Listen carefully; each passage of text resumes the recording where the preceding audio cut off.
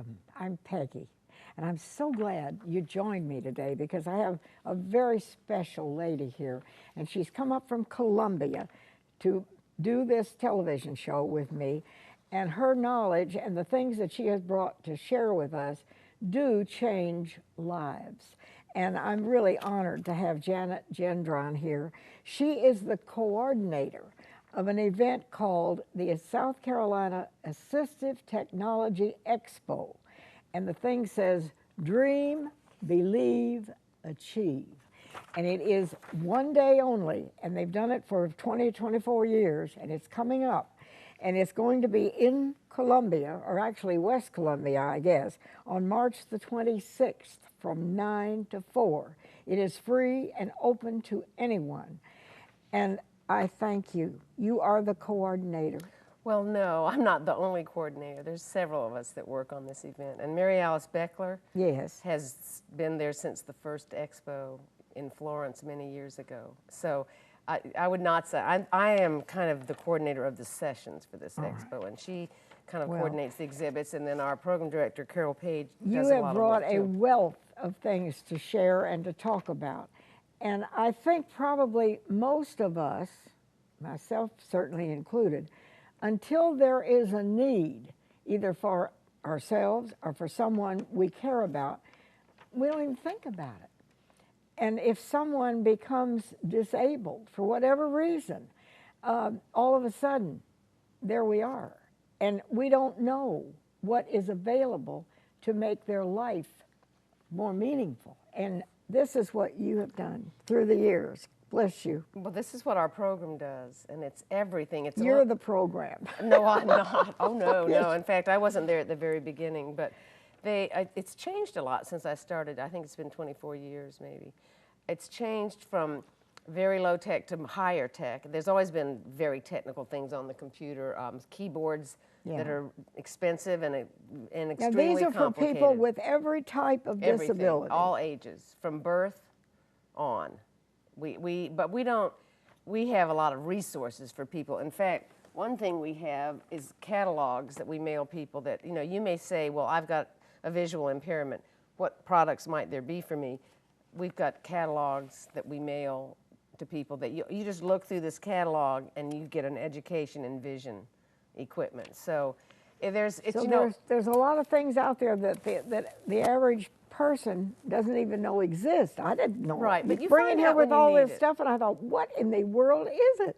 Well, I heard a fellow from Google the other day say we should not call it technology. We should call it tools, because all you need is the tool that you need or your loved ones need. For your particular problem. And don't worry about what you don't know. Yeah. Just don't worry about it. The resources are there, especially with the internet. And our program does a lot of helping with assessing and evaluating people to let them try things out. And we have a loan program that we lend equipment to people so that if you thought you wanted something that cost a couple $1,000s, you could try it out before you had a school district pay for it or you paid for it. So we're a really good resource for people. And you work with all ages. Yes, yes, we do. And we have an expo every year, and it's a really unique opportunity because we bring vendors and state agencies and nonprofits and people who serve people with disabilities, as well as a lot of therapists and teachers and service providers, and then a lot of people with disabilities and their families, and they all get together in one place.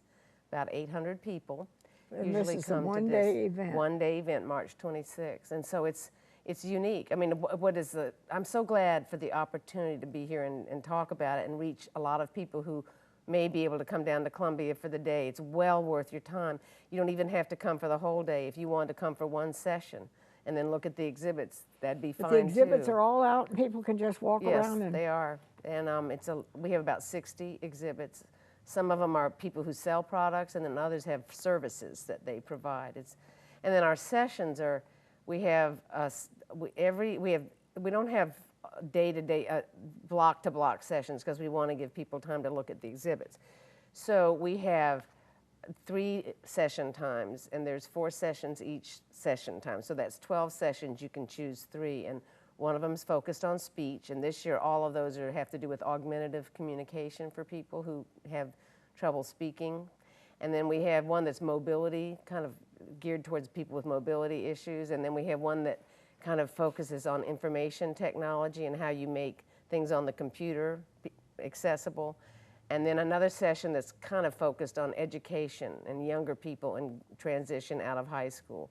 So it's a lot of different things. One of our sessions I'm most excited about this year is one on visitability. It's called visitability because it means that wherever someone's going to visit, they can find that accessible. And for the most part, it's people with mobility issues, but it could be people with visual impairments. And we have a fellow who builds ramps for a group called Homeworks, which is a nonprofit. We have another fellow who does a lot of special designs of spaces that you can't buy products for, but he does a lot of work in trailers where, you know, what you'd buy doesn't fit very well. So he designs, and they make bathrooms accessible, they make entrances accessible, and they do it very cheaply, or as cheaply as you can. For instance, this right here is one thing you can do. It's a swing-away hinge. You know, most doors open up and you lose about that much of the space to get in the door because of the hinge. Well, this swings all the way away so that you retain every inch between the sides of the door. Well, that 2 inches could make the difference in whether a wheelchair got in or not. And then we have a fellow who works with hearing and visual impairments, and he's going to talk about things I can do to my house to make them more accessible. And we are trying to get the word out to churches because a lot of small churches and a lot of old churches are not very accessible. And so what are some cheaper things you could do? Same thing with small businesses. They may not fall straight under the ADA, but there's small things you can do. There's like the door that opens a little farther than it used to. And so I'm excited about that session. It's a bunch of really wonderful people who've been working hard to help people who don't have a lot of money for years and years. And I'm glad to get them in one room together. You're amazing. So you have several hundred people at least come to this during the day. I think we average about 800. Yeah. We've had less. We've and had people more. you can come from any place. You can go for the day and take advantage and see all of this and then leave. I mean, it's an easy day to do. Yeah, many people come for one session. They just know that I want to go to that session on augmentative communication for older people. And so you don't have to stay all day. And many of the things you have, they're not for somebody who's totally disabled, but maybe a senior citizen who's having some problems with whatever. One or two items can help them live. You're laughing, but that's what I'm thinking because about. I need half the things on this table. You know, when I started working at the Assistive Technology Program, I didn't need half the things for on this instance, this she brought for us to see. Here's what, and here it is in big, bold print. So if you have a little vision problem and you have to have those glasses, and maybe the glasses don't work so well anymore, you've got something like this. Well, and I'll show this too. I'm so excited about this. This very low tech. It's a magnifying glass, but it fits over your neck, and then it kind of props, or you get it set where you want it, and then you can crochet or write or read or do anything you need to. But it's so low tech that it's easy to pack and take with you. The really good ones have lights on them, magnifiers with lights. That combination is really a good combination, but it is overwhelming. I mean, this catalog is this thick with stuff like this. Okay, well, let's show us some of the things that perhaps you have the most requests for. Well, we just get a lot of requests for information. We don't always know what people get, but I've got to show you Mary Alice's favorite new thing.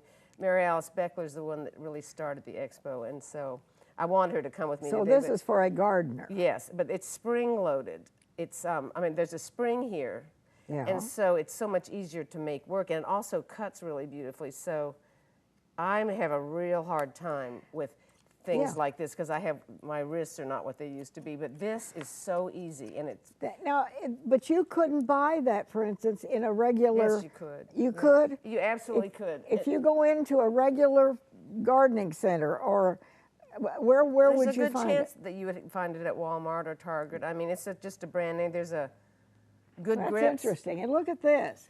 There's a company called This Good Grips. is neat. And they have... For a gardener, look how that holds... The thing is, it's ergonomic. That's terrific. instead of being straight out. And Yeah. you know, people who know about ergonomics know how much easier this is going to be. It's also very lightweight, which for me is a good thing. Yeah. If I were ever going to garden, which we'll see about that. Maybe I will now, but yes. And see, here's another thing. Look, and it's so light. So there are all kinds of possibilities. Well, and also you notice the grip is textured, right, so that you can grip onto it. Yeah. Easier. Yeah. It's not slipping out of your hands. The same thing with. But I mean, there are areas where you don't have to be totally disabled to benefit from something like that's this. right. Well, and utensils, this is weighted because people who have trimmers, Yeah. a lot more people have trimmers than one would think. And it keeps your hand steady because Okay. you don't shake. And then just having it be bigger, that's See, what these good are grips little are. things, but they can make a Huge. great difference in somebody's ability to function. Well, and like I say, I need more and more of these. This is for a seat belt. You know A how what? you have to pull the seat Yeah. belt and you can't. This extends it so that if you can't reach back to get the seat belt and you need a little less space, you put this on the seat belt and then you can. Also, this is easier to pull. In fact, I see. might just be using this from now on in my car. All right. So, All yes. right. Now, what are these things? Well, those mostly I brought low-tech things for everybody because Yeah, well, just to we're make sort sure of low-tech people. not so. well, and not everybody needs to. You know, it's not all computer stuff, is what I'm All right. saying. Well, let's show this, and then we'll go to a break and come back, and you're going to show. We've got so much to Yeah, share and then with we'll you. talk more about the Expo Yeah, in our program. yeah. Too. This is for someone writing a check. You know how you have a hard time keeping the writing between the lines. So this is you can put a check inside this. And then it and shows. it keeps you in the lines. okay. The amount. And this is just for someone who wants to write a letter on a nice piece of stationery. Okay. And you don't want to have lined paper. But So you put your paper in there, there, and and then then close it. And that kind of keeps you from going any farther down than the line is. Okay. That's good for students in school. All too, right. Not just older people. We are going to go to a quick break, and we're going to come back because we have so much to share, and we'll be right back.